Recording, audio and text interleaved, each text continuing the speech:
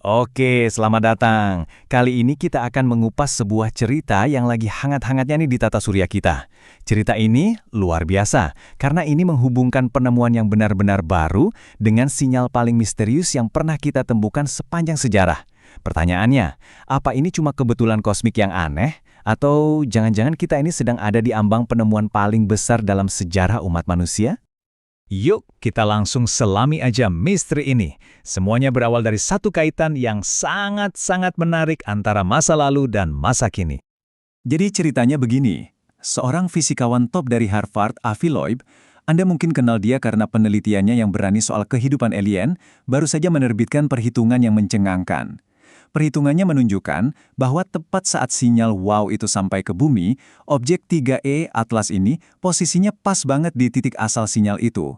Pas banget. Nah, sekarang mari kita lihat angkanya. Seberapa besar sih kemungkinan hubungan ini beneran terjadi? Dan bukan cuma kebetulan. Jawabannya, mungkin bakal bikin Anda kaget. Jadi, peluang sebuah objek acak kebetulan ada di titik yang persis sama, di waktu yang persis sama, itu kecil sekali. Cuma 0,6%. Tapi bukan cuma angka ini yang bikin kita garu-garu kepala.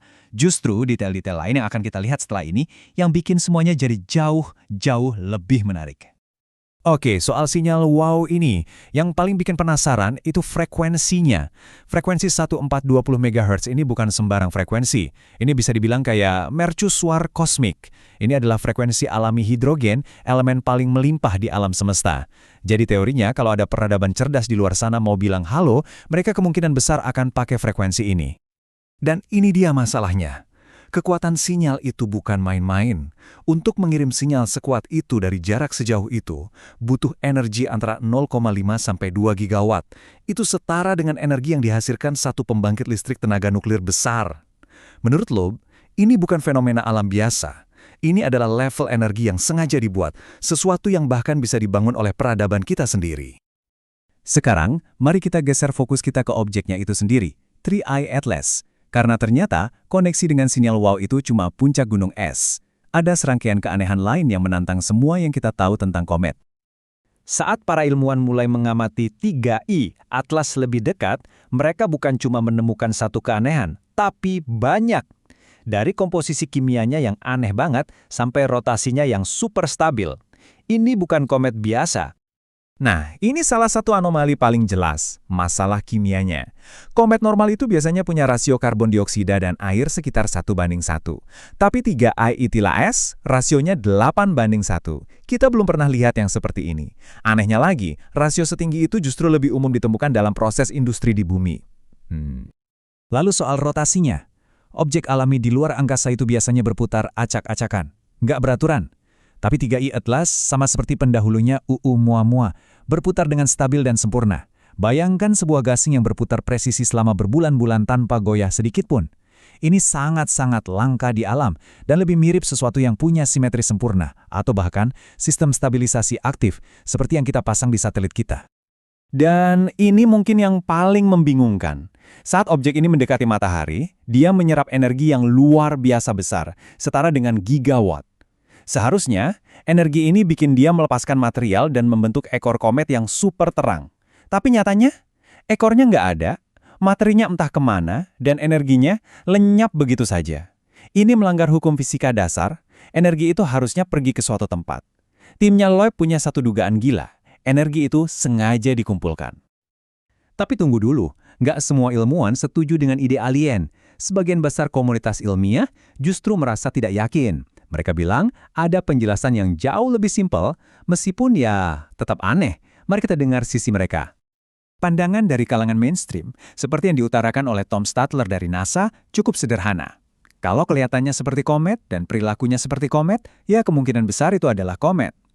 Mereka bilang, komet dari sistem bintang lain ya wajar kalau aneh. Tapi apakah argumen ini bisa menjelaskan semua anomali yang kita lihat?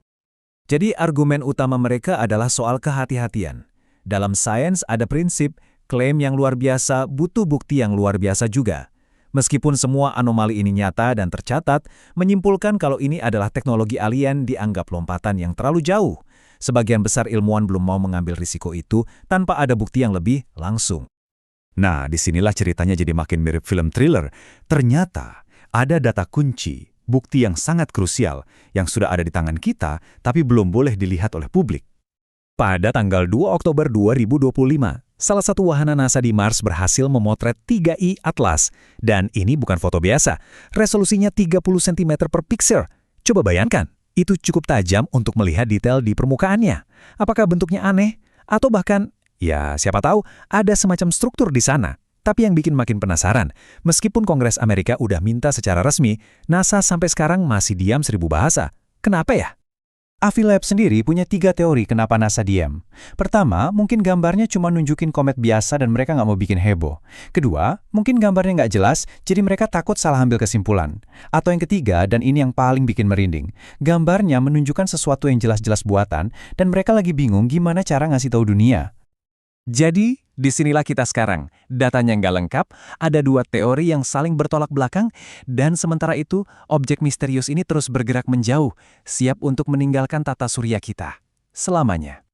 Pada akhirnya, kita dihadapkan pada 2 pilihan realitas.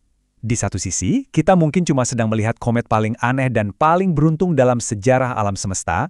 Di sisi lain, kita mungkin sedang menyaksikan bukti pertama dari teknologi di luar bumi. Penemuan paling fundamental yang bisa dibuat oleh manusia. Anda pilih yang mana? Dan inilah kenapa masalah ini sangat mendesak. Waktu kita nggak banyak. Kesempatan untuk mengirim wahana untuk mencegatnya hampir habis.